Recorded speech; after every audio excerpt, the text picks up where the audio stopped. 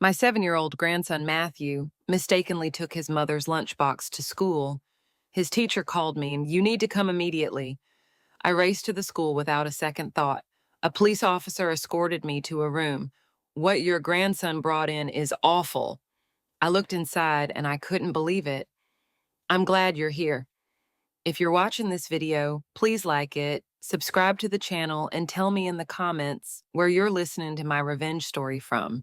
I want to know how far it's traveled. I jolted, and a few lettuce leaves tumbled to the floor as the phone shrilled, shattering the silence. It was that old-fashioned push-button phone my son David had insisted I use.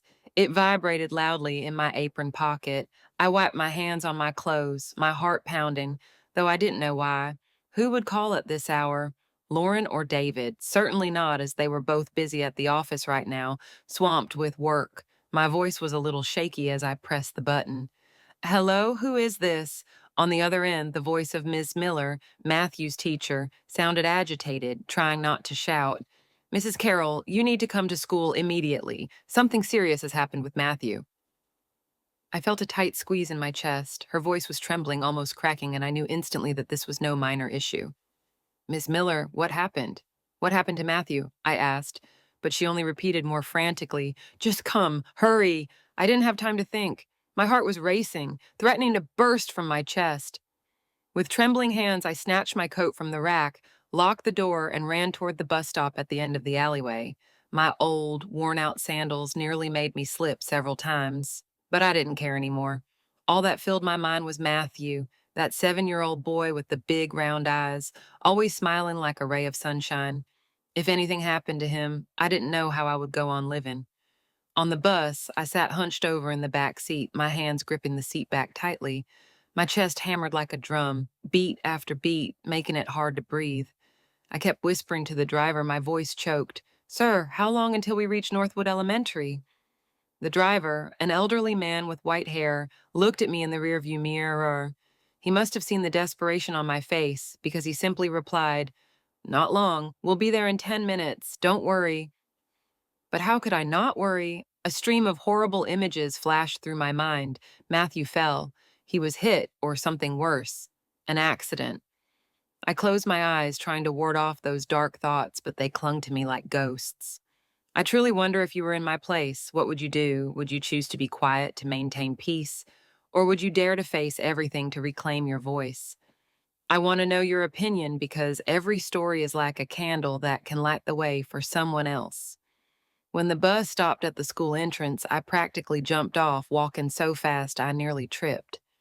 The scene before me froze me cold. Northwood's entrance, which usually had only a few children playing, was now crowded with people. Parents were gathered, murmuring amongst themselves, all with expressions of curiosity and concern. From a nearby classroom, I could hear the sharp cries of children sobbing, like daggers in my heart. I whispered a prayer. My God, please look after the child. A tall police officer in a dark blue uniform came out to meet me. His face was serious, expressionless, which only frightened me more. Are you Matthew's grandmother? He asked in a deep but firm voice. I nodded, my mouth dry, unable to speak. He gestured for me to follow him, leading me to a classroom at the end of the hall.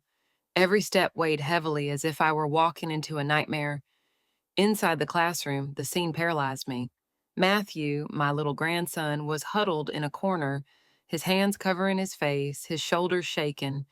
He looked smaller than ever, like a lost little bird. Every so often, he looked up with red-rimmed eyes toward the open lunchbox on the teacher's desk, the green lunchbox, the same one Lauren used to pack her lunch.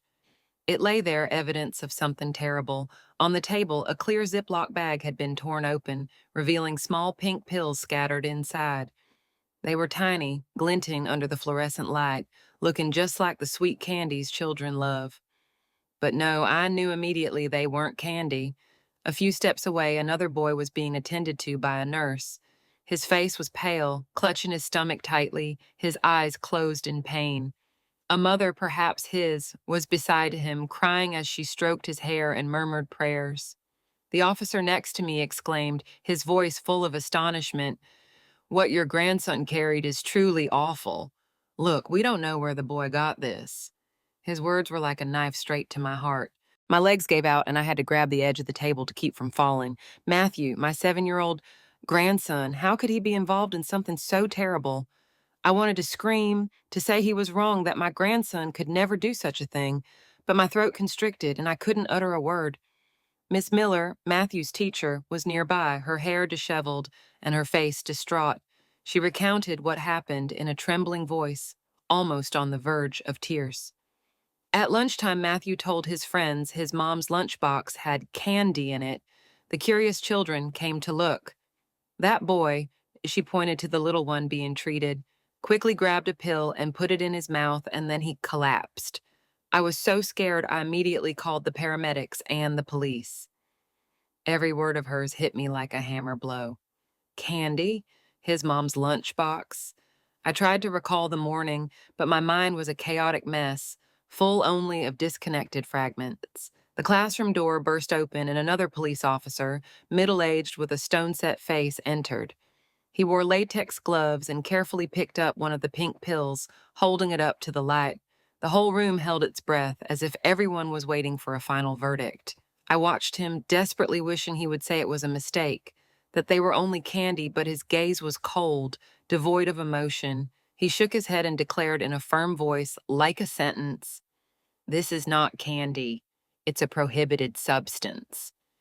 The silence was absolute, as if the entire world had stopped moving. Prohibited substance.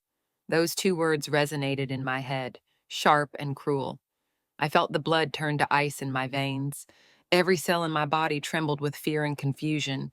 Matthew, the boy who still played superhero and gave me scribbled drawings, how could he be involved in something like this?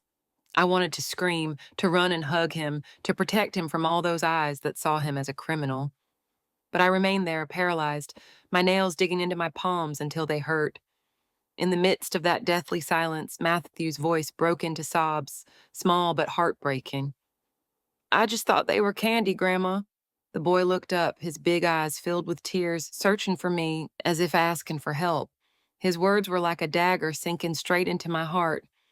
Just a few hours earlier, before the dawn had painted the horizon pink, I woke up, the habit of an old person.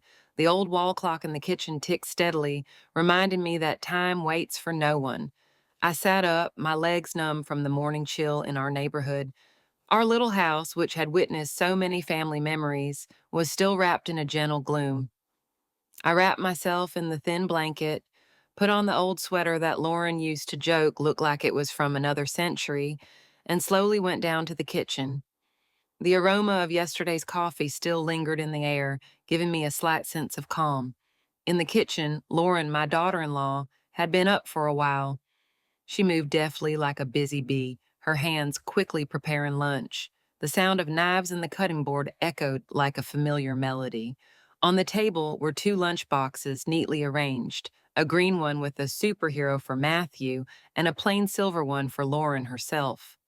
I leaned against the doorframe, watching her cut each apple slice and arrange them like a flower in Matthew's lunchbox. She carefully cut each sandwich, removing the crusts, and placed a star-shaped slice of cheese on top.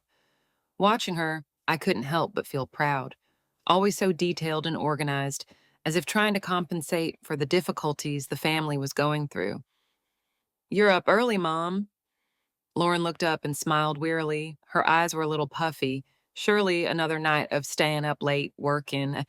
I knew she often worked overtime at the office to earn more money. David, my son, wasn't faring better, always buried in papers and endless meetings. I just nodded with a smile. She said, "Yes, I'm old now. I don't sleep much. Are you preparing Matthew's lunch?" "Yes, he's so picky. If I don't make it look nice, he won't eat," Lauren said while sprinkling some shredded carrots over the salad in her own lunchbox. I noticed a small transparent bag with something pink inside hers. I didn't pay it much mind. I thought they must be those vitamin pills she takes. She once told me she suffered from headaches and that her doctor recommended supplements.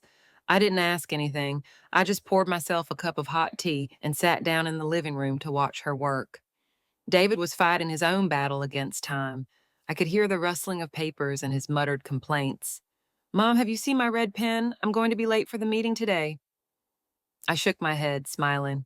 David was always the same, rushed and clumsy, just like Mr. Edward in his time.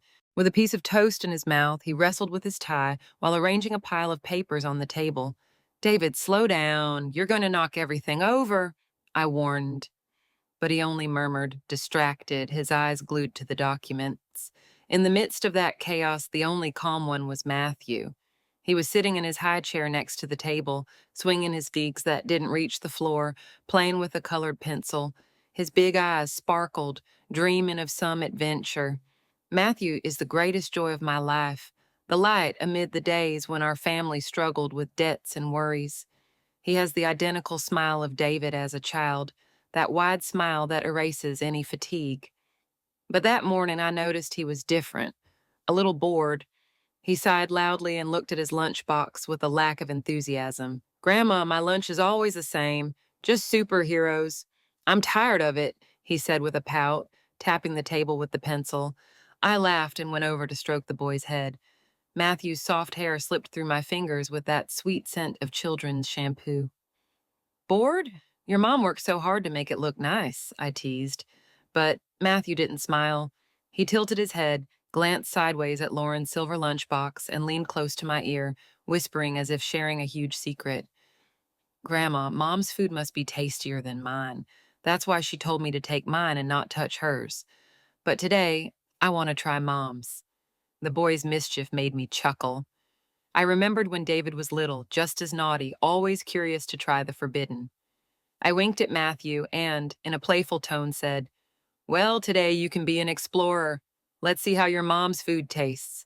At that moment, I thought it was just an innocent game, a harmless prank. I didn't know my words would be like a small stone rolling down a hillside, capable of unleashing an avalanche. Tell me whether you have parents, grandparents, or older family members who deserve more respect than they currently receive from their families. Alternatively, tell me if you yourself are going through a situation in which you're not appreciated as much as you truly deserve. Just then, Lauren's voice came from upstairs, sounding a little hurried. Matthew, remember to take yours. I set it aside. She was busy putting her hair up in a bun with a wooden comb in her hand, just as rushed as David.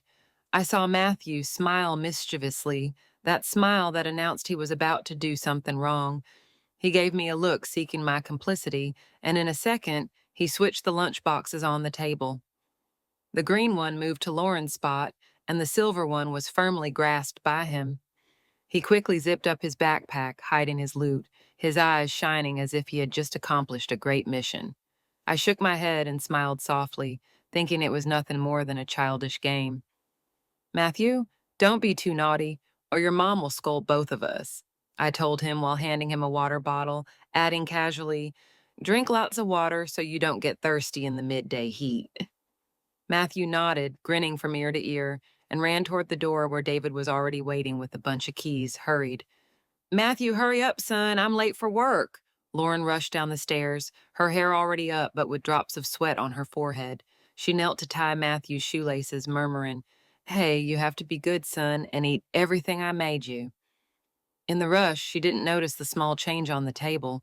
The silver lunchbox was already in Matthew's backpack, while the green one ended up in Lauren's bag. I stood there watching the typical scene of a hectic morning, my heart calm with family warmth. I had no idea that at that very moment, a small mistake had already taken root, ready to explode like a bomb. David hurried Matthew one last time, and the two left for the car. Lauren waved goodbye, her smile tired but full of affection. Mom, take care. I'll be home early this afternoon. I nodded and stayed at the door, watching the car disappear at the end of the alleyway. Before closing the door, I glanced back at the kitchen, still a little messy, some breadcrumbs, a plate with butter residue, and the basket of vegetables I hadn't gotten around to cleaning. Everything seemed normal, like every other day, but deep inside I felt a slight premonition, an unease that grazed my soul, as if I sensed something bad was coming. I returned to the vegetable basket, trying to shake off that strange feeling. I told myself I was surely overreacting and that Matthew had just been playing a little, and that Lauren's lunchbox probably only had sandwiches and salad, nothing important. But deep down, I couldn't stop thinking about the pink baggie inside her lunchbox. Why had Lauren so carefully warned Matthew not to touch his mother's lunchbox? Why had she left that there and not somewhere else? Those questions swirled in my head, but I pushed them away, convincing myself that I was old and prone to imagining things. I couldn't imagine that the small disarray of an ordinary morning would be the start of a storm ready to tear down the roof I had spent my life building. Standing in the classroom, the police officer's words, prohibited substance, echoed in my mind like an out of control swarm. They pierced every cell, making me feel like everything was spinning. I thought I had endured enough pain in my life, from the days of scarcity raising David to Mr. Edwards' sudden death from a heart attack. But I had never felt so helpless as in that moment. The classroom, which just hours earlier perhaps echoed with children's laughter, was now as cold as a morgue. The smell of chalk mixed with the disinfectant, coming from the corner where the nurse was tending to the poisoned boy, pressing even harder on my chest. Matthew, my beloved grandson, was sobbing inconsolably, tears and snot running down his little face. He clung to my sleeve, his tiny fingers clenching as if I were the only life raft in the middle of the storm. Grandma, I didn't know. I didn't do it on purpose. The boy's voice trembled, broken. Each sob was like a stab to my heart. I dropped to the floor and hugged him tightly, feeling his small body shake over and over.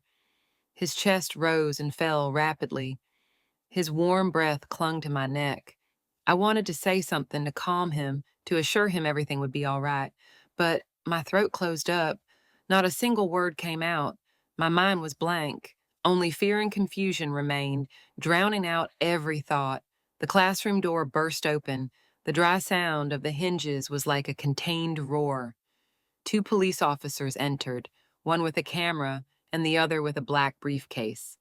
The click of the camera was cold and merciless, as if capturing the shattered pieces of my life. The open silver lunchbox, the pink pills rolling inside the torn Ziploc bag, and Matthew's frightened face, his eyes red, looking at me pleadingly. Every click of the camera was a hammer blow to my chest, recording that scene so I could never forget it. A health worker in a white coat lifted one of the pills with tweezers and placed it in a glass vial, sealing it with a label. Her movements were slow, precise, professional, and that very precision filled me with terror. They acted as if it were just another day at work, as if what they were handling wasn't the nightmare that was tearing my family apart. I wanted to scream, to ask, "Why us? Why Matthew?" But I stayed paralyzed, my arms still wrapped around my grandson, feeling the frantic beats of his heart. In the hallway, the murmuring of the parents grew like a wave, coming in through the open window. Some peered inside with curiosity, then whispered, "My God, what child brings that to school?" Another sharper voice rose, "What kind of family is that reckless child from?" Every word was a needle sticking into my chest, sharp and venomous. I wanted to run out, to shout that Matthew wasn't to blame, that he was only a 7-year-old boy, but I knew it would be useless. Miss Miller, Matthew's teacher, stood by the door, trying to calm the commotion. "Please leave. Let the school handle the situation," she said in a shaky voice. But the crowd didn't budge. Their looks were full of morbid curiosity and judgment. The police officer from earlier, with his stone-set face, approached me. He opened a small notepad and his pen slid across the paper with a dry sound. "Are you related to the child?" he asked in a grave but icy voice, as if interrogating a criminal. I nodded, my throat dry and my voice choked. I, I'm his grandmother." He looked at me without showing any emotion, then wrote something in the notepad. "We will contact the parents immediately. This is a very serious matter," he said in a cold tone, like a sentence. I felt my legs give way and had to hold on to the edge of the table to keep from falling. Serious.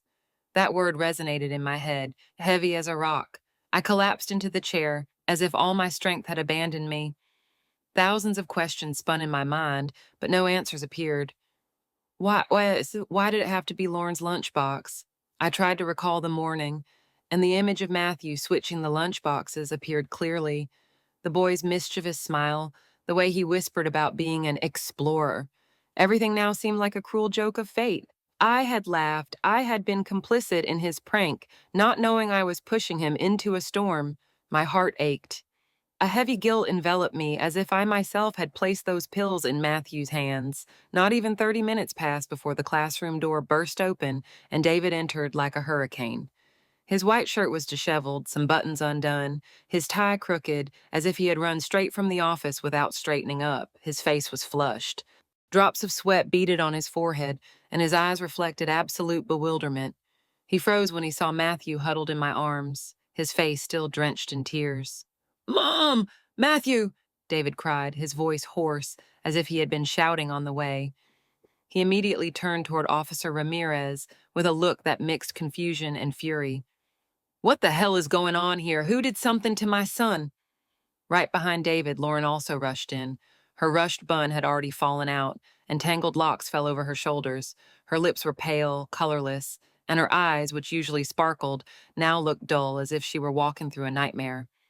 Her gaze swept the room, Ms. Miller shrinking in a corner, the police officer with the notepad, and finally it stopped at the silver lunchbox on the desk.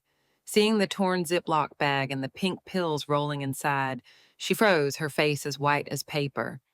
I saw her hand tremble, and she gripped the strap of her purse so tightly her knuckles turned white. Lauren took a step back, as if wanting to flee from what was on the table, but her legs seemed not to respond. Officer Ramirez stood up. His figure was imposing, and his voice sounded hard, emotionless. "Who prepared this lunchbox for the child?" His question fell like a hammer blow, making the air in the room heavy. I could clearly hear the sound of another officer's pen hitting the paper, as if recording every moment of this storm. All eyes turned to Lauren, who remained motionless, her lips pressed together, her gaze fixed on the floor, as if she wished she could escape everything. I hugged Matthew tighter, feeling the rapid beat of his heart. I wanted to say something, to protect my daughter-in-law, but the fear and doubt within me left me silent. Lauren nodded slightly, her voice shaky and broken, as if speaking was a great effort. I I did, but I don't know anything. I have nothing to do with this." Her words were weak, like a plea, but her terrified eyes seemed to accuse her very self. David spun around to face his wife, his gaze inflamed with anger mixed with shock. "Lauren, what the hell are you saying?" His voice was hoarse, as if the truth coming to light were choking him. I had never seen David like this, his face contorted by pain and desperation. He stepped forward, standing in front of Laurent with his fists clenched, as if trying to contain the storm inside him.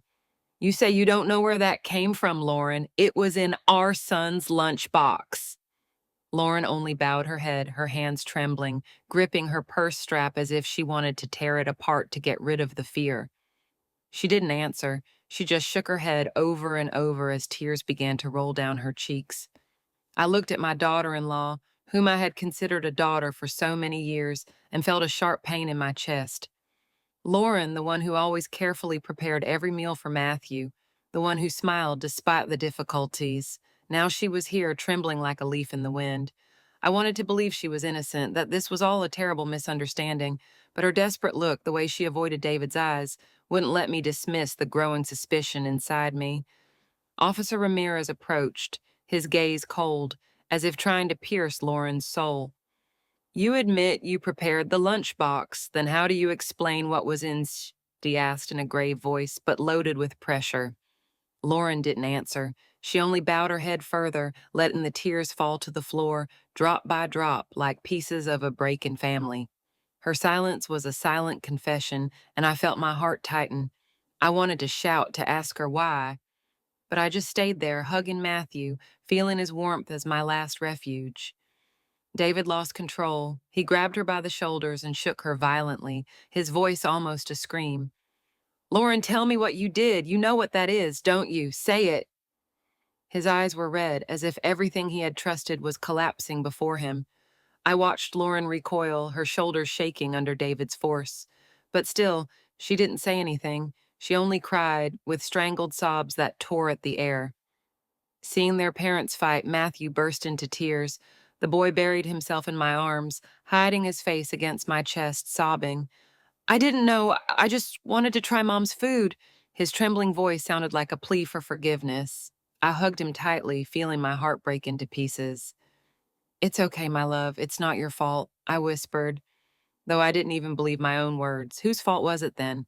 Matthew's for being naughty and switching the lunch boxes, Lauren's for leaving that in hers. or mine for laughing, for encouraging my grandson's mischief without foreseeing what would come. Ms. Miller, standing in the corner of the room, tried to intervene. Mr. David, Mrs. Lauren, please calm down for Matthew's sake. Her voice trembled, but David didn't listen. He released Lauren's shoulders, turned away, and covered his head with his hands as if trying to stop himself from doing something worse. Lauren slumped into the chair, her hands covering her face, crying inconsolably. I looked at my two children, one trembling with fury, the other shattered by guilt, and felt my heart tear. Officer Ramirez signaled for everyone to be silent. He looked around the room. His gaze stopped at the lunchbox on the table, then turned to us. Everyone, accompany me to the precinct.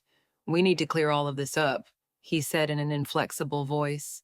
A chill ran down my spine. The precinct. Just thinking about Matthew, my 7-year-old grandson, entering that place made my heart stop. The journey from the school to the police precinct felt like a century. Sitting in the back seat of the patrol car, I held Matthew tight against my chest, feeling every one of his faint sighs.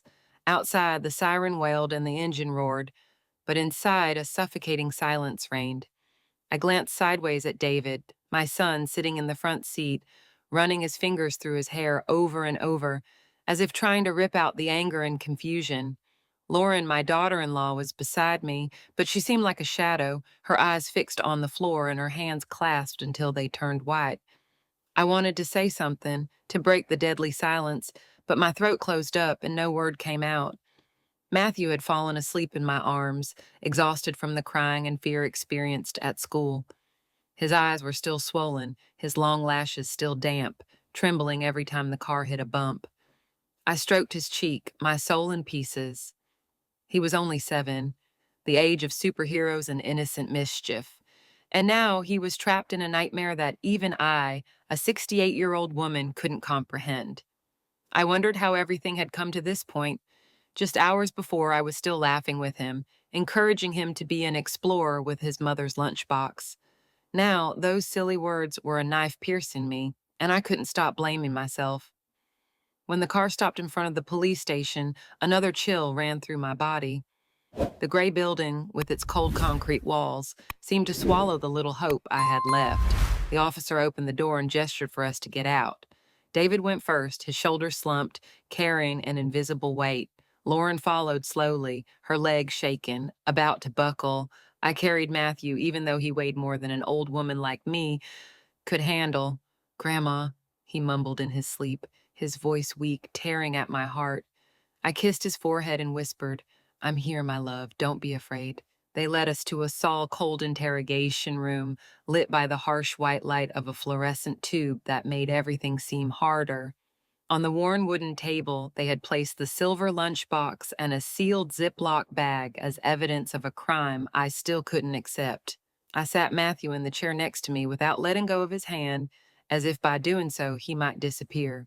David was across from us, his gaze empty, while Lauren huddled in a corner, her hands still clasped, clinging to the last remnant of calm.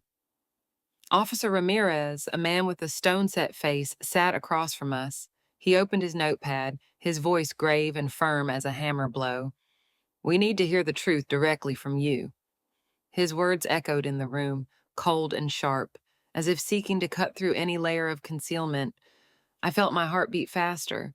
A diffuse fear rose within me. The truth. What truth? I didn't know, and that very not knowing made me feel more helpless than ever. David was about to speak, perhaps to ask or justify himself, when Lauren suddenly broke into uncontrollable sobs. Her cries shattered the silence, echoing in the small room like a confession without words. I I told Matthew never to switch the lunch boxes," Lauren said brokenly, as if each word had to be torn from the deepest part of her chest. "I didn't want my son involved in this." She lowered her head. Tears hit the table, one by one, like fragments of a secret she had tried to hide. I shuddered. My heart leaped. Lauren's words were like a flash of lightning that illuminated part of the nightmare but simultaneously dragged me into a deeper darkness. What was this? Why had she told Matthew not to switch the lunch boxes? I looked at Lauren, searching for some clarity in her red-rimmed eyes, but found only panic and guilt. I wanted to ask, to scream, but I stayed still. gripping Matthew's hand, as if that were the only way not to collapse. Matthew, now awake, looked up at his mother. His big eyes were still full of tears. I I was just curious, the boy murmured, his voice trembling like a leaf in the wind. I switched the lunchbox when Mom went upstairs. Grandma saw it too. His words were like a knife straight to my heart. I felt the blood freeze in my veins. A heavy guilt settled on me. Yes, I had seen it. I had seen him switch the lunchboxes. I had joked with him, thinking it was a harmless game. And now those innocent words were like an accusation, leaving me breathless. Unknowingly, I had pushed my grandson into this situation, and that idea weighed on me like a rock on my chest. David covered his head, collapsing onto the table. His shoulders shook. Matthew, why did you do that? His voice was hoarse, as if choked by the truth. I saw David's eyes redden, not with anger, but with deep pain. He looked at Lauren with a mixture of fury and desperation. Lauren, what do you know about all this? Say it! But Lauren only cried. Strangled sobs shook her body. I never imagined the child would do that, she said weakly, as if pleading for forgiveness. I checked my lunchbox before leaving the house. I watched her, my heart entangled. I wanted to believe her, to believe that she truly knew nothing, that this was just a terrible mistake. But the way she kept her head down, the way she avoided David's eyes, wouldn't let me shake off the doubt growing inside me. Why didn't she check her lunchbox? Why did she warn Matthew not to switch it, as if she knew there was something dangerous inside?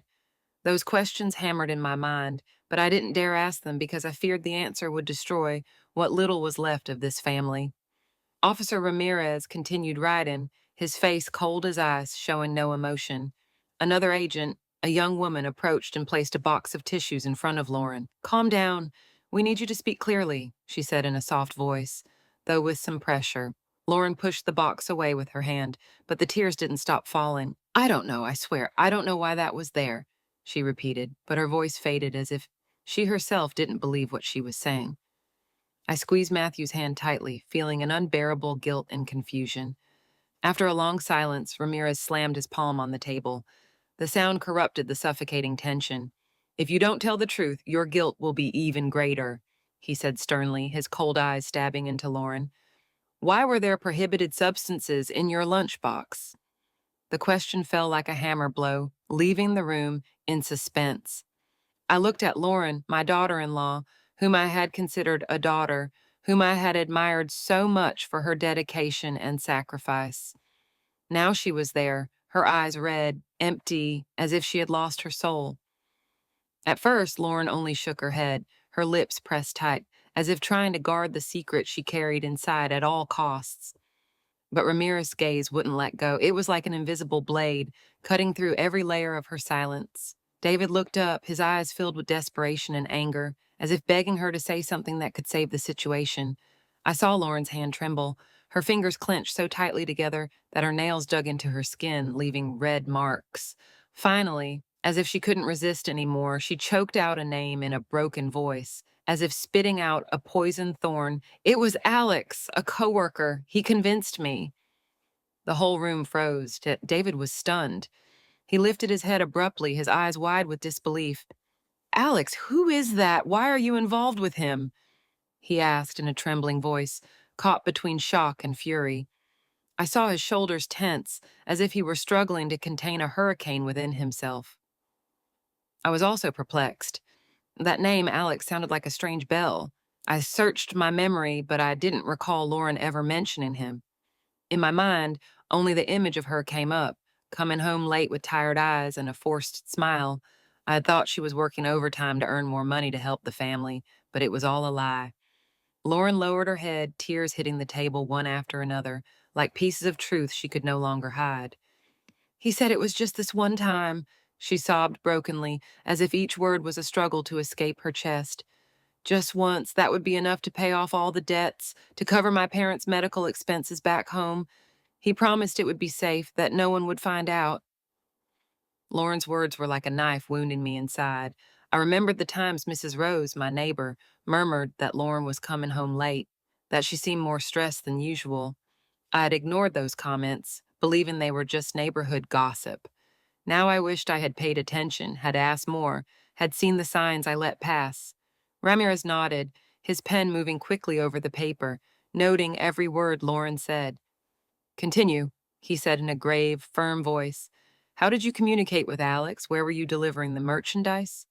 How much did he promise to pay you? Each question was another blow, crushing what little hope I had left. Lauren took a deep breath, tried to dry her tears, but they kept flowing. He gave me that Ziploc bag. He asked me to take it to a place on the outskirts. I didn't know what was inside, I swear.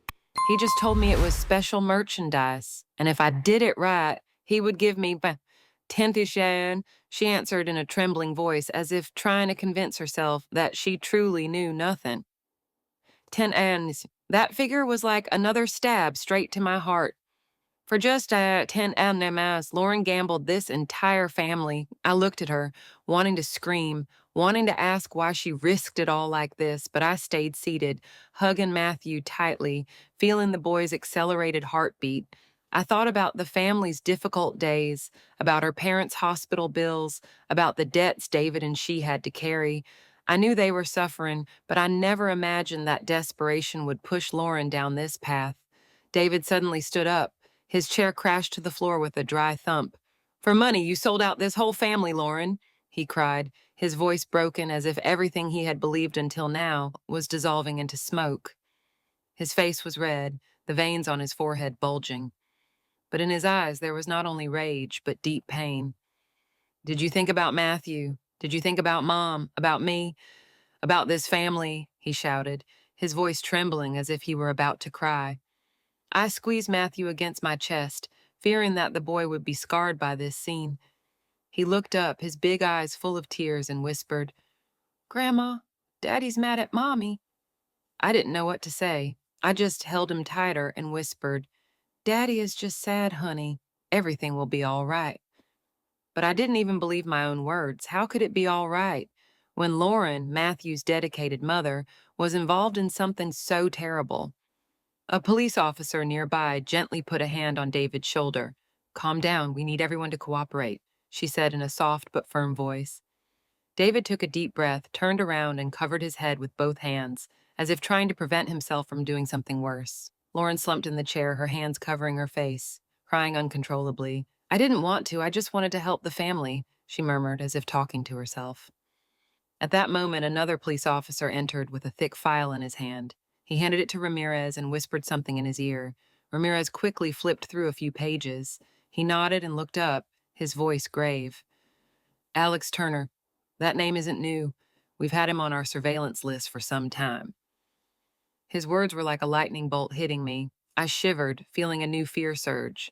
Alex Turner wasn't just a coworker of Lauren's. He was a criminal watched by the police. My daughter-in-law had not just made a mistake, but was tangled up in a dangerous network. I felt my heart stop. The air in the room grew thick. Only the scratching of Ramirez's pen on the paper and Lauren's incessant crying could be heard. After the initial interrogation, they took us to a small waiting room. The white fluorescent light fell on us, distorting the shadows on the wall like the broken pieces of our lives. I sat on a hard plastic chair with Matthew in my arms. The boy had fallen asleep from exhaustion, his eyes still swollen, his long, damp lashes stuck together. I took off my old woolen sweater and placed it over him, making sure to cover his shoulders well. His peaceful breathing was the only thing that comforted me at that moment, but even that wasn't enough to calm the pain tearing me apart inside. I thought I was already accustomed to the difficulties of life, but now I felt smaller and more helpless than ever. David sat across from Lauren, separated only by a small wooden table, but the distance between them seemed like an abyss. His hands were clenched tightly into fists, the veins standing out on the back of his hands, as if he were containing a storm. His red-rimmed eyes no longer held the tenderness of a father or a husband, but a mixture of rage and pain. He looked at Lauren, his voice trembling with restraint. What did you do to this family, Lauren? Do you know how this is affecting Matthew, a 7-year-old boy taken to the precinct, looked at as if he were a criminal? Did you think about what this would do to his mind? David's words were like sharp, cruel cuts that made my heart tighten.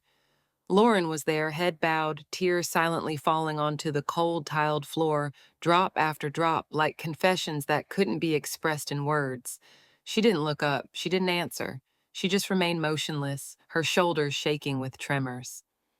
I looked at my daughter-in-law, whom I had once treated like a daughter, of whom I was proud for her dedication and sacrifice. And I felt a deep pain. Lauren, with the dark circles under her eyes from staying up late, with the forced smile every time she returned home. Now she looked like a shadow of herself.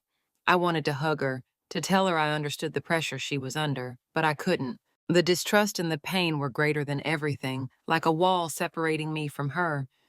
David couldn't contain himself anymore.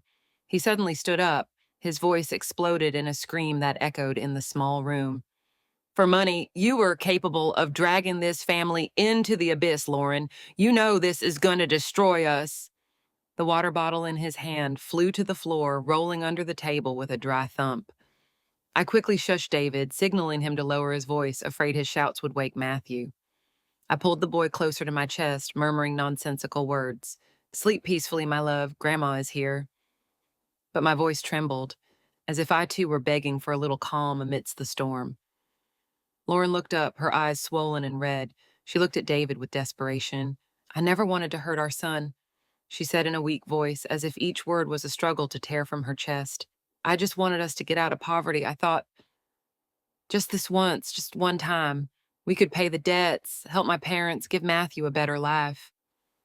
Her words broke, mixed with strangled sobs. I watched her shoulders shake, as if she were fighting against a total collapse. David laughed, but it was a bitter laugh without a hint of joy. Once? He repeated sarcastically. Clearly you did it more than once, Lauren. Don't lie anymore. He pointed his finger at her, his gaze burning with fury. Do you think I'm so stupid that I don't notice? Coming home late from work, always nervous, always hiding things. You think I didn't see it? His words fell like hail on Lauren, who shrank back like a cornered animal. I couldn't take it anymore. David, stop it. That's enough. I raised my voice, hoarse, trying to keep it low so as not to scare Matthew. What good is screaming like this? You're tearing both of you apart. I took his arm and forced him to sit down. He looked at me, his eyes still red, but his shoulders drooped as if the rage had left him empty.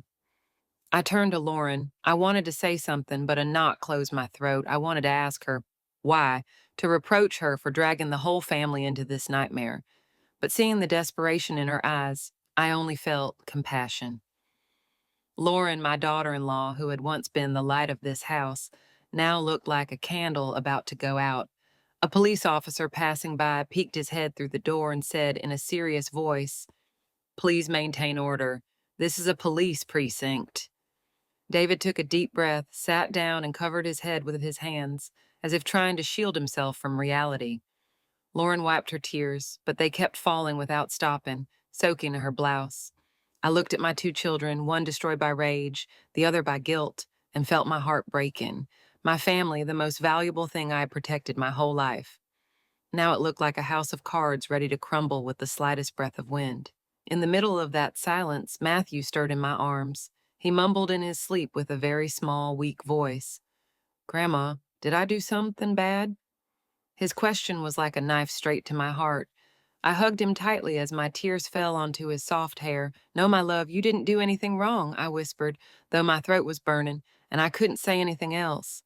The afternoon at the precinct was tinged with a yellowish light that barely entered through a tiny window, failing to chase away the cold of the interrogation room. I continued to hold Matthew, feeling his peaceful breathing as he slept restlessly. The constant humming of the air conditioning sounded like a mechanical heart, but it couldn't mask the tension that was suffocating my family. Time seemed to stand still. Every second fell heavily like a stone on my chest. Matthew moved again, his little hands clutching my clothes, as if even in dreams he was afraid of being abandoned. Officer Ramirez dropped a sheaf of files onto the table, and the dry thump of the paper against the wood sounded like a sentence. He flipped through some pages, and photos taken secretly of a man whom I assumed was Alex appeared. His face was hard, his eyes narrow and cunning, his crooked smile seeming to defy the whole world. Ramirez looked directly at Lauren, his voice grave and cutting like a blade. "You have two options. Cooperate with us to gain leniency or bear all the blame for him." His words fell like a hammer blow into the already charged air. I watched Lauren tremble, her lips pressed tight, her red eyes fixed on the table, as if she were fighting against herself. David was beside her, still as a statue, but in his gaze was an ocean of despair. His shoulders were slumped, his hands pressed against his thighs, trying to gather his last strength. I knew he was devastated, not only by Lauren's betrayal, but by feeling powerless to protect his family. I wanted to reach out to take his hand, but I stayed still, hugging Matthew, as if the boy were the only anchor keeping me from collapsing. Lauren remained silent, her head bowed, tears falling onto the table one after another, like fragments of a confession that couldn't find a voice. I looked at her, my soul divided. Part of me wanted to be angry, to reproach her for dragging us into this nightmare, but another part only felt compassion. Lauren, my daughter-in-law, the one who always carefully prepared Matthew's meals, the one who tried to smile even when life was hard. Now she was just a broken, hopeless shadow. I thought about those nights when she came home late, with dark circles under her eyes, or the times she sat in the kitchen in silence, looking at the bills, her gaze empty. Was it that desperation that pushed her into Alex's arms, onto a path she never wanted to be on? Ramirez drummed his fingers on the table. His voice hardened. Mrs. Lauren, time is not waiting. If you don't speak, we will have to consider you the primary accomplice. His words were like a cold wind that swept through the room, making me shiver. I watched Lauren take a gasp of air. Her shoulders trembled as if she were trying to gather all the courage to face the truth. Finally, she lifted her head. Tears were streaming down her cheeks, but her voice was firm, as if she had made a final decision. I will talk. I will say everything I know. I just ask you to leave my family in peace. The atmosphere in the room tensed, as if the entire world was holding its breath before Lauren's confession. Ramirez signaled another officer to turn on the recorder, and a faint click sounded as the device began to work. Lauren started to speak, her voice trembling but clear, as if seeking redemption with every word. Alex contacted me by phone. He gave me the number of another man. He told me to take a Ziploc bag to a warehouse on the outskirts next Friday. He told me I just had to leave the bag in a merchandise box and someone would come to pick it up. He promised to pay me about $10,000, and after that, I wouldn't have to do anything else.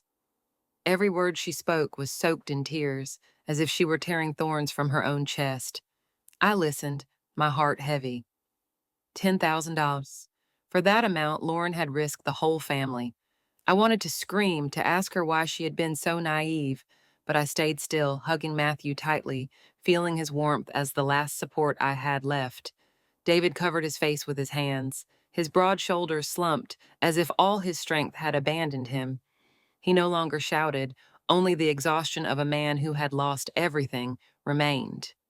Lauren, he whispered in a broken voice, as if just pronouncing her name was too painful. Ramirez took notes carefully. His gaze remained cold, though I perceived a hint of satisfaction in the way he nodded. Continue, he said in a grave voice. The contact's name, the exact location. How were you supposed to leave the package? Lauren inhaled again, dried her tears, and continued. His name is Randy. I don't know his last name. The warehouse is near Shadent, Interstate 10, next to an old gas station. I only saw Alex once there. He gave me the Ziploc bag and told me to leave it inside a lunchbox that no one would suspect. She paused and tears burst out again, though this time she didn't try to dry them. I know I was wrong. I just thought it was the only way to get rid of the debts. I felt my heart break. Lauren, my daughter-in-law, had been cornered into agreeing to work for a man like Alex. I remembered the time she told me about her parents back home, about the accumulated hospital bills, about the debts David and she had to carry. I'd seen her tired, but I never imagined she would go this far. I wanted to be angry, but at the same time, I felt compassion for her, for a mother, for a wife driven by desperation down the wrong path. When the interrogation ended, Ramirez stood up and signaled two police officers to prepare to take Lauren away. I watched her tremble, as if understanding that this was the last moment with her family before crossing the iron door. Lauren turned and walked toward me. Her hand, icy and trembling, clung to mine, trying to convey an unspoken apology. Mom, she whispered in a broken voice. Please tell Matthew that I love him very much and that I am truly sorry." Her red, tear-filled eyes shone with a pain and love impossible to hide. Matthew woke up abruptly as if sensing his mother was about to leave. The boy burst into tears, ran, and clung to his mother's legs, sobbing, "Mom, don't go. Forgive me. I won't switch the lunchbox anymore." I felt as if my heart were being ripped out. Lauren knelt down, hugged Matthew, and her tears fell onto the boy's hair. "My dear son, Mom loves you so much," she whispered brokenly. "You didn't do anything wrong. I was the one who made a mistake." A female officer approached, carefully trying to unfasten Matthew's hands. But the boy clung on tightly, crying until he lost his voice. I picked him up, feeling his whole body shake. "Mom!" he cried desperately, but the iron door had already closed, cold and cruel, cutting off the sight of Lauren. I hugged my grandson tightly, and my tears silently rolled down my cheeks. I looked at David. I saw him motionless, his gaze empty, as if his soul had been devoured by that door. The room was left only with Matthew's crying and the deadly silence of a family shattered into pieces. A few days after that fateful interrogation, I returned to my little house, which had once been a home full of laughter, but now held only a silence that weighed like a ghost. Every morning I still woke up early, sweeping the yard as usual, searching for a little peace in simple tasks. But every time I held the broom, I remembered that morning when naughty Matthew switched the lunch boxes, when I laughed, not knowing I was opening the door to a nightmare. Today, the sun in our neighborhood was still blazing, but it was no longer capable of warming my heart, the heart of a 68-year-old woman trying to mend the broken pieces of her family. As I was sweeping, I was startled to see Mrs. Rose, my kind but chatty neighbor, run toward me with a crumpled local newspaper in her hand. "Mrs. Carroll, did you read this news?" she said in a hurried voice, her eyes shining as if she had discovered a tremendous secret. I stopped sweeping. I wiped the sweat from my forehead and took the newspaper. The large headline on the front page hit my eyes, printed in bold, as if shouting, "Drug Lord Falls, Major Ring Dismantled in our town metro area." Below was the photo of Alex, the man Lauren had talked about in the interrogation. He was handcuffed with two police officers on either side, but a mocking smile was still etched on his face, as if he had no fear at all. I felt a chill, a repulsion that ran through me, as if just seeing him stained me. I quickly turned the page, skimming the lines. The article said that Mr. Alex Turner was the ringleader of a drug trafficking network that had been operating for years in the area. He had tricked many people, from office workers to common laborers, promising them easy money to drag them into his criminal world. I thought of Lauren, my daughter-in-law, who fell into his trap only because of the accumulated hospital bills and the debts weighing on her shoulders. I gripped the newspaper tightly, my hands trembling, not knowing whether to hate Alex, pity Lauren, or blame myself for not having noticed the signs that something was wrong sooner. That afternoon, David returned from work more tired than ever. He threw his briefcase onto the table. The dry thump echoed in the silent house. "Mom, the whole office is talking," David said in a deep, muffled voice, as if each word had to be torn from the depths of his chest. "Everyone knows about Lauren. They look at me as if I'm a criminal's husband." I saw David's eyes redden, but he held back the tears. I went over and put my hand on my son's shoulder. I wanted to say something to console him, but my throat tightened. "David, don't pay attention to them. They don't understand," I said, my voice trembling. But I knew my words weren't enough to alleviate his pain, the pain of a husband, a father, carrying the judging looks of others. At that moment, Matthew ran out of the room, his big, innocent eyes looking at his dad. "Daddy, is Mom coming home for dinner tonight?" the boy asked in a clear voice, but full of hope. Matthew's question was like a knife straight to my heart. David froze. His gaze was lost, as if his son's question dragged him into an abyss. He quickly turned away, putting his hand to his face, but I saw his shoulders tremble. A silent tear fell to the floor. "Matthew, come with Grandma," I said quickly, pulling the boy into my arms and handing him the bowl of hot soup on the table. "Eat your soup, son. I made your favorite tonight." I tried to change the subject, but inside, I felt like salt was being rubbed into a wound. Matthew looked at me, then at his father, as if sensing that something wasn't right, but he didn't ask any more. He just took the spoon and ate his soup in silence. That night, as the family sat in front of the old television, the news repeatedly showed the images of Alex being arrested. The image of the guy in prison clothes being escorted down the hallway was repeated on the screen, as if trying to etch itself into everyone's mind. The presenter said that Alex Turner would face a very long sentence of up to 20 years in prison for leading a prohibited substance trafficking network. They also mentioned an office worker who cooperated with the police to dismantle his network. I knew it was Lauren, but her name wasn't mentioned as a last protection from the police toward her. I looked at the screen, my heart churning. Part of me felt relief because the culprit had been caught, but another part suffered because the price my family was paying was too high. I suddenly thought about that interrogation when Lauren made her final decision. If she hadn't told the truth, if she hadn't cooperated with the police, perhaps Alex would still be free, luring others onto the path of crime. Perhaps my family would have fallen even further into the abyss, with Lauren seen as the main accomplice and Matthew growing up under the judgment of the whole society. Although it was bitter, I knew that in that decisive moment, Lauren chose the family. She accepted facing the consequences to protect Matthew, to protect David, and to protect me too. That thought hurt me, as if my heart were being torn in two. In the days following the event, my little house seemed wrapped in an invisible fog. The whole neighborhood was in an uproar. Gossip ran like fire, creeping through every alleyway, through every door. Every time I went to the market, dragging my heavy feet along the familiar stone path, I felt the inquisitive stares of the neighbors. Some turned their heads, pretending to be busy, but I knew they were whispering behind my back. "That's Mrs. Carroll's family. They say the daughter-in-law is involved in drugs." A small voice crept into my ears as I was choosing vegetables at the stall. I lowered my head, gripping the market basket tightly, trying to ignore it. But every word was like a needle pricking my pride. But amidst those dark clouds, there were still warm rays of sunshine that filtered through, like small lights illuminating my somber path. One afternoon, while I was crouched down picking vegetables in the yard, Mrs. Rose, my chatty but kind-hearted neighbor, knocked on the door. In her hands, she carried a basket of cookies, still warm. The aroma of baked goods spread, suddenly reminding me of those days when the whole family gathered around the table.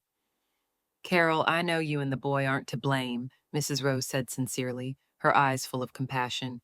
"Take this for Matthew. Children need love, especially now." I received the basket with trembling hands, my throat tight. "Thank you, Rose," I replied, my voice breaking, on the verge of tears.